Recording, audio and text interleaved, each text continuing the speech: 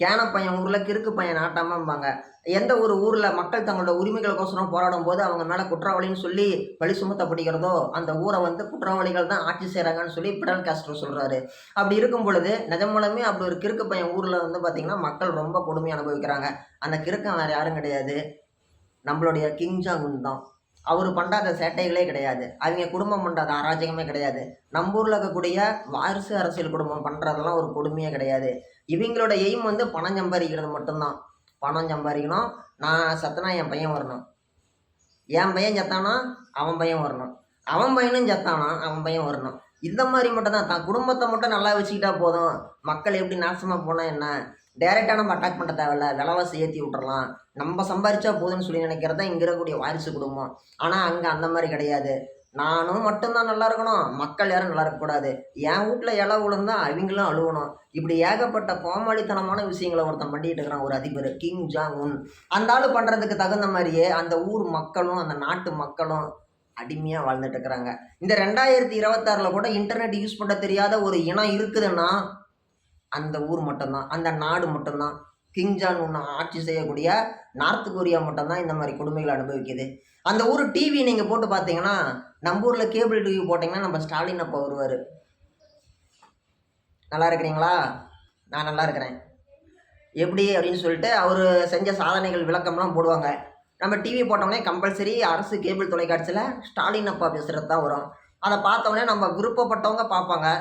அதை கொஞ்ச நேரம் பார்த்துட்டு சலுப்பாக இருக்குதுங்கிறவங்க அடுத்து சன் டிவியோ, கே டிவியோ, கலைஞர் டிவியோ, இசையருவியோ, ஜெயா டிவியோ, பொம்மை நாடகமோ, சுட்டி டிவியோ, கார்ட்டூன் நெட்வொர்க்கோ, போகோவோ, நிஞ்சா அட்டோரியோ, நருட்டோவோ, டோரா புஜ்ஜியோ ஏதோ ஒன்று போட்டு பார்ப்பாங்க. சரிங்களா? இப்போ நம்ம டிவி போட்ட உடனே வருதில்ல ஸ்டாலின் அப்பா விளம்பரம். எதனால்? அவர் இங்கே ஆட்சி செய்கிறாரு, அதனால் வருது. இதுவே நார்த் கொரியா போய் பார்த்தீங்கன்னா முழுக்க முழுக்க ஒரே ஒரு சேனல் தான் ஓடும். அந்த ஒரு சேனல்லையும் நம்ம மாமா கிங் ஜாங் உன் மட்டும்தான் வருவார்.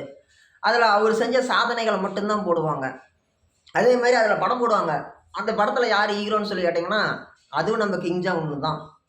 படத்தில் வரக்கூடிய வில்லன் கிங் ஜாங் உன்கிட்ட செத்து போகிறவனாக தான் இருப்பான். அதில் வந்து எப்போவுமே ஹீரோ ஜெயிச்சுக்கிட்டே தான் இருப்பார், வில்லன் எப்போவுமே தோத்துக்கிட்டே தான் இருப்பான். ஹீரோவை தேடி தான் ஹீரோயின் வருவாங்க, ஹீரோவை தேடி தான் மக்கள் வருவாங்க, ஹீரோவை தேடி தான் எல்லோரும் ஓட்டு போடுவாங்க. இந்த மாதிரி நடக்கும்.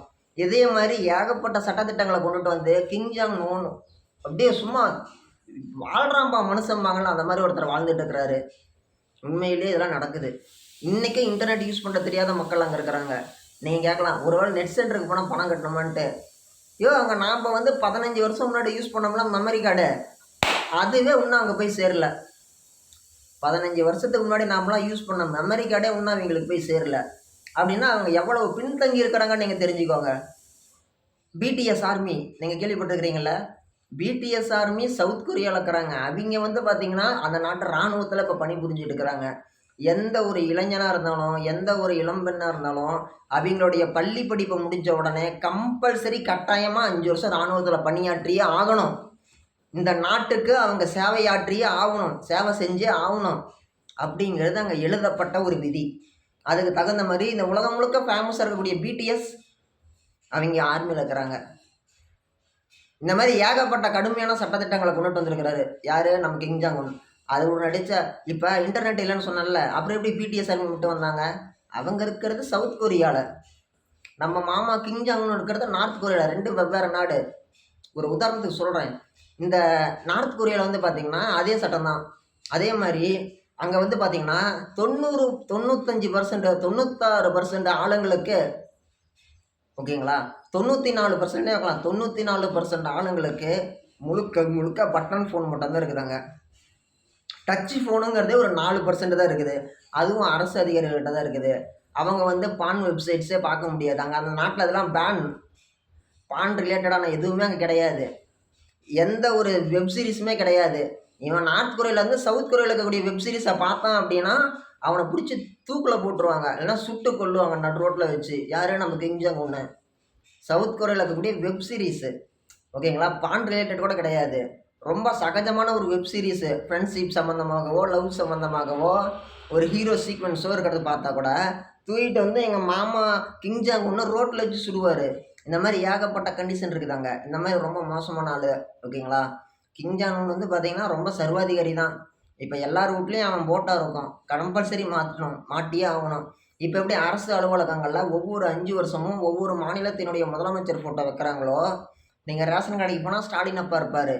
போன 5 வருஷம் போய் பார்த்தீங்கன்னா எடப்பாடி ஐயா இருப்பார். அதுக்கு முன்னாடி 5 வருஷம் போய் பார்த்தீங்கன்னா ஜெயலலிதா அம்மா இருந்திருப்பாங்க.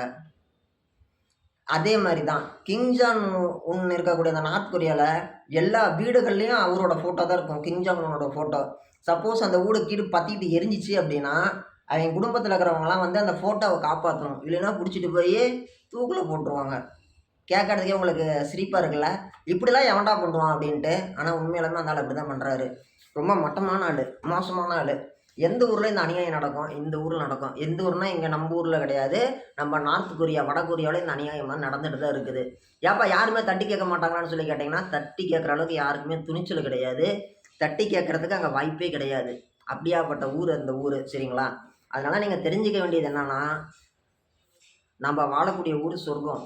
நம்ம வாழக்கூடிய ஊர் சொர்க்கம், நம்ம வாழக்கூடிய ஊர் அப்படிங்கிறது நம்மளுக்கு கிடைச்ச ஒரு வரம், ஓகேங்களா. இங்கே உலகத்திலே தனிநபர் சுதந்திரம் அதிகமாக இருக்கக்கூடிய நாட்டில் முக்கியமான நாடு வந்து இந்தியா. இந்த இந்தியாவை பொறுத்த வரைக்கும் நீங்கள் எப்போ வேணாலும் சிகரெட்டு குடிக்கலாம், நீங்கள் எப்போ வேணாலும் ரோட்டில் நடந்து போகலாம். நீங்கள் இப்போ இன்றைக்கி இந்துவாக இருக்கிறீங்களா, நாளைக்கு வந்து முஸ்லீமாக மதம் மாறலாம். நீங்கள் முஸ்லீமாக இருக்கிறீங்களா, முஸ்லீமாக இருந்து கிறிஸ்டினாக மதம் மாறலாம். மதமே மாறலைனாலும் சரி, இப்போ நீங்கள் முஸ்லீமாக இருக்கிறீங்களா, அல்லது நீங்கள் ஒரு கிறிஸ்டினாக இருக்கிறீங்களா, நீங்கள் ஒரு இந்துவாக இருக்கிறீங்களா, வேறு மதத்தை சேர்ந்த கோவிலுக்கு போய் நீங்கள் வழிபாடு பண்ணலாம், வேறு மதத்தை சேர்ந்த இறை வழிபாட்டு தலங்களுக்கு போய் நீங்கள் வந்து வழிபாடு பண்ணலாம், கூட்டு பிரார்த்தனையில் கலந்துக்கலாம். நீங்கள் யார் வேணாலும் இந்த இந்தியாவிலோட எங்கே வேணாலும் எதுக்கோசரம் நினச்ச நேரத்தில் போகலாம் வரலாம். உங்களுக்கு எந்த தடையும் கிடையாது. எந்த ஆர்ப்பாட்டத்தில் வேணாலும் கலந்துக்கலாம், எந்த ஒரு நல்ல நிகழ்ச்சியில் வேணாலும் கலந்துக்கலாம். நீங்கள் கன்னியாகுமரியில் இருக்கக்கூடிய ஒரு ஆள் கன்னியாகுமரியிலேருந்து டெல்லிக்கு போய் அங்கே இருக்கக்கூடிய ஒரு கார் கம்பெனியில் கார் வாங்கிட்டு மறுபடியும் இங்கே வரலாம். இப்படி ஏகப்பட்ட வசதிகள். இதெல்லாம் உங்களுக்கு சிரிப்பாக இருக்கலாம், இதெல்லாம் ஒரு இதா ப்ரோ அப்படின்னு கேட்கலாம்.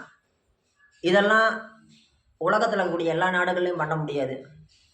எல்லா நாடுகள்லையும் இந்த மாதிரி போய் நம்ம நினச்ச மாதிரி இந்த மாதிரி விஷயங்கள்லாம் பண்ணவே முடியாது, பண்ண விட மாட்டாயிங்க.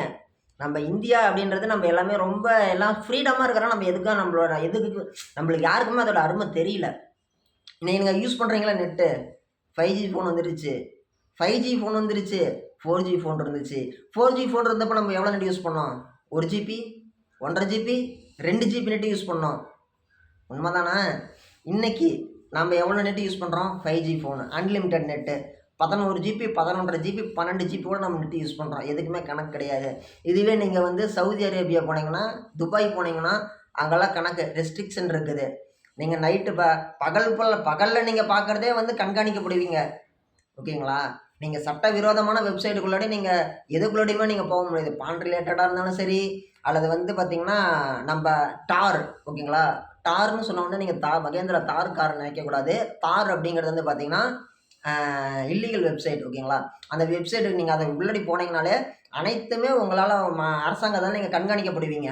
இங்கேயும் கண்காணிக்கப்படுறீங்க, ஆனால் முழு சுதந்திரம் அப்படிங்கிறது உங்களுக்கு கொடுக்கப்படுகிறது. நீங்கள் வெப்சைட்டுக்குள்ளே போனாலுமே அதில் நீங்கள் தவறு இழைத்தால் மட்டும்தான் உரிய ஆதாரத்துடன் நீங்கள் வந்து கண்காணிக்கப்பட்டு அதில் குற்ற செயலில் ஈடுபட்டீங்கன்னா வார்னிங் கொடுக்கப்பட்டு அதுக்கப்புறமேட்டு தான் நீங்கள் கைது செய்யப்படுவீங்க, குற்றத்தினுடைய அளவை பொறுத்து. வெளிநாடுகளில் இருக்கக்கூடிய கண்டிஷன் அப்படிங்கிறது நம்ம நாட்டில் கிடையாது. அதனாலேயே நம்மளுக்கு இவ்வளோ சுதந்திரம் இருந்துமே நம்மளால் அதை முன்னுக்கு வர முடியல வாழ்க்கையில். இன்றைக்கி வந்து 100க்கு 95% ஆளுங்க ஏழையாகவே நடுத்தர குடும்பமாகவே வாழ்ந்து இறந்து போகிறாங்க. முன்னேறதுக்கு என்ன சிந்திக்கிறான்னு சொல்லி சிந்திக்கிறது இல்லை. என்ன காரணம், ஃப்ரீடம் இருக்குது. நம்ம எதை யோசிக்க முடியுமா, காலைல எந்திரிக்கிறோம், வேலைக்கு போகிறோம் வரோம், இந்த ஃபோனை பார்க்குறோம், இன்ஸ்டாகிராமில் ராஷ்மிகா வராங்க, அப்படியே இந்தாண்ட வேறு ஒரு வலைதள பக்கம் போனோம்னா நம்ம ஆண்ட்ரியா வராங்க, அப்புறமேட்டு நம்ம கீர்த்தி சுரேஷ் வராங்க, இப்படி ஏகப்பட்ட நடிகைகள் வராங்க. இதெல்லாம் பார்த்துட்டு நம்ம என்ன பண்ணுவோம், oh super reels like okay okay அப்படின்னு சொல்லிட்டு நம்ம அதை பார்த்துட்டு பொழுத ஓடுறோம். நம்ம எங்கே நம்ம முன்னுக்கு வர்றது, நான் கேட்குறேன். இந்த மாதிரி விஷயங்கள் நம்ம சுதந்திர நாடாக இருந்தாலும் நம்மளுக்கு தேவையான விஷயத்தை நாம் தான் பயன்படுத்திக்கணும். இந்த நெட்டு அப்படின்னு சொல்லி நம்ம சகஜமாக சொல்கிறோம். இந்த நெட்டை மூலதனமாக வச்சு சம்பாதிக்கிறவங்க எவ்வளோ பேர் இருக்கிறாங்க தெரியுமா. சிந்திச்சு செயல்படுங்க. நம்ம இந்தியாவில் பிறந்ததுக்கு ரொம்ப பெருமைப்படணும்.